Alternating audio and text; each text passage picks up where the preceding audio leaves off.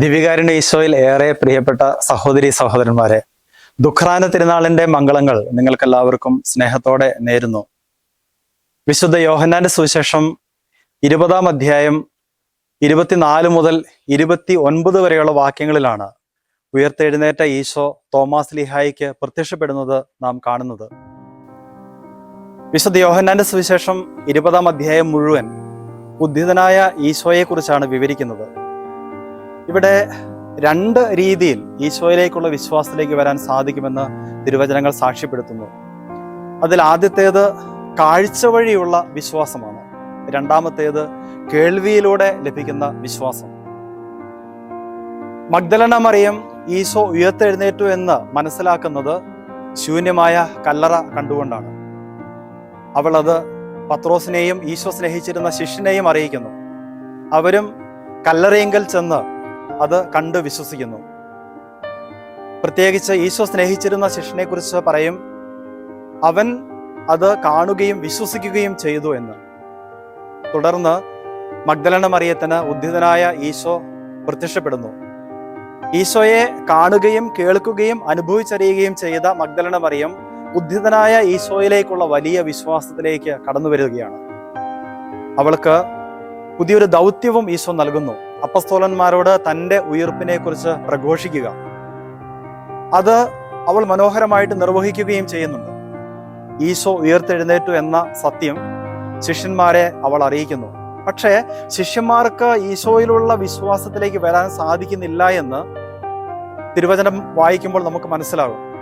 യോഹന്നാന്റെ സുവിശേഷം 20-ാം അധ്യായം 19-ാമത്തെ തിരുവചനത്തിൽ യഹൂദരെ ഭയന്ന് കഥകടച്ചിരിക്കുന്ന ശിഷ്യന്മാരെയാണ് നാം കാണുന്നത്.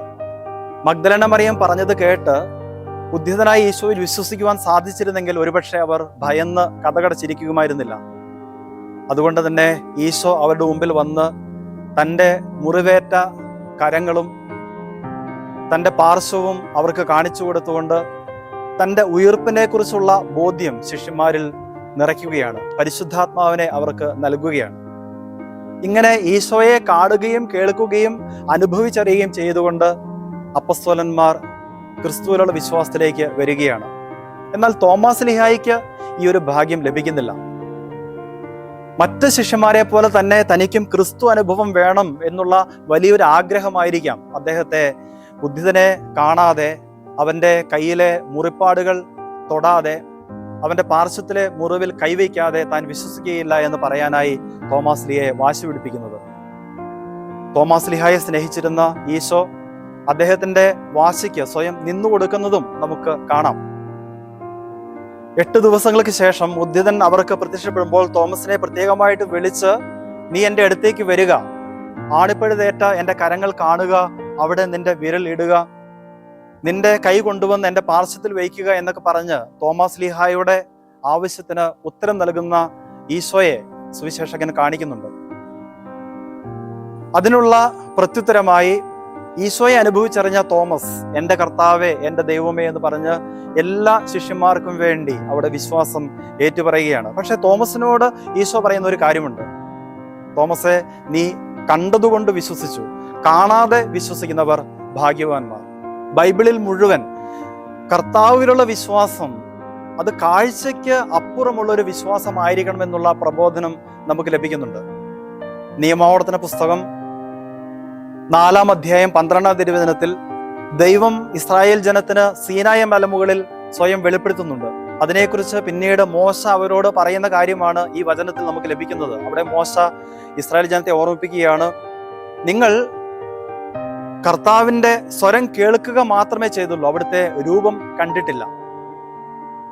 കർത്താവിനെ കേട്ടുകൊണ്ടുള്ള ഒരു വിശ്വാസത്തിലേക്ക് ഇസ്രായേൽ ജനം വരണമെന്ന് അവിടുന്ന് ആഗ്രഹിക്കുകയാണ്. അതുകൊണ്ട് തന്നെ 10 കൽപ്പന നൽകിയപ്പോൾ ദൈവം ഇസ്രായേൽ ജനത്തോട് സംസാരിക്കുന്നത് ഇസ്രായേലെ കേൾക്കുക എന്ന് പറഞ്ഞുകൊണ്ടാണ്. നിയമാവർത്തന പുസ്തകം 6-ാം അധ്യായം 4-ാം തിരുവചനം. ഇസ്രായേൽ ദൈവം പ്രവർത്തിച്ച പല അത്ഭുതങ്ങളും കണ്ടിട്ടുണ്ട്. ഈജിപ്തിൽ അടിമത്തത്തിലായിരുന്ന കാലഘട്ടത്തിൽ അവർ 10 മഹാമാരികൾ ദൈവം പ്രവർത്തിക്കുന്നത് കണ്ടിട്ടുണ്ട്. തുടർന്ന് ഈജിപ്തിലെ അടിമത്തത്തിൽ നിന്ന് മോചിപ്പിക്കപ്പെട്ട് മരുഭൂമിയിലൂടെ കാനാൻ ദേശത്തേക്കുള്ള അവരുടെ യാത്രയിൽ ചെങ്കടൽ വിഭജിക്കുന്നതും വെള്ളം നടുവെ പിളർന്ന് അതിനിടയിലുള്ള വരണ്ട ഭൂമിയിലൂടെ നടന്ന് അവർ മറുകരെ എത്തുന്നതൊക്കെ അവർ അനുഭവിച്ചറിഞ്ഞതാണ്, അവർ കണ്ട് വിശ്വസിച്ചതാണ്. പക്ഷെ ഈ കാഴ്ചയിലൂടെയുള്ള വിശ്വാസം അത് ഇസ്രായേൽ ജനത്തെ വലിയൊരു ദൈവാനുഭവത്തിലേക്ക് നയിക്കുന്നില്ല. അതിനുള്ള തെളിവാണ് പിന്നീട് മരുഭൂമിയിൽ ദൈവത്തിനെതിരെ അവർ പിറുപിറുക്കുന്നതൊക്കെ കാണിക്കുന്നത്. അതായത് കാഴ്ചയിലൂടെ നമുക്ക് വിശ്വാസത്തിലേക്ക് വരാനായിട്ട് പറ്റും, പക്ഷെ ആഴത്തിലുള്ള വിശ്വാസം നമ്മൾ കാഴ്ചയിലൂടെ അല്ലെങ്കിൽ നമ്മളുടെ ഇന്ദ്രിയങ്ങൾ നമുക്ക് പറഞ്ഞു തരുന്ന കാര്യങ്ങളിലൂടെ മനസ്സിലാക്കാൻ സാധിക്കണമെന്നില്ല. അതിനപ്പുറത്തേക്ക് വിശ്വാസത്തിൽ വളരണമെന്നാണ് ഈശോ നമ്മോട് ആവശ്യപ്പെടുന്നത്. തോമാസ് ലീഹായിലൂടെ അതാണ് പറയുന്നത്. ഹെബ്രായർക്ക് എഴുതപ്പെട്ട ലേഖനം 11-ാം അധ്യായം 1-ാം തിരുവചനം വിശ്വാസത്തെക്കുറിച്ചുള്ള മനോഹരമായിട്ടുള്ള ഒരു നിർവചനം നമുക്ക് തരുന്നുണ്ട്. വിശ്വാസം എന്നത് പ്രത്യാശിക്കുന്നത് ലഭിക്കും എന്നുള്ള പ്രതീക്ഷയും കാണപ്പെടാത്തത് ഉണ്ട് എന്നുള്ള ബോധ്യവുമാണ് എന്ന്. അതായത് കാണപ്പെടാത്ത കാര്യങ്ങളും മനുഷ്യന് സ്വന്തം കണ്ണുകൾ കൊണ്ട് അനുഭവിച്ചറിയുന്നതിന് അപ്പുറത്തേക്കുള്ള കാര്യങ്ങൾ, അങ്ങനെയുള്ള യാഥാർത്ഥ്യങ്ങൾ നിലനിൽക്കുന്നുണ്ട് എന്നുള്ള ഒരു ഉറപ്പ്, അതാണ് വിശ്വാസത്തിന് ആധാരമായിട്ടുള്ള കാര്യം.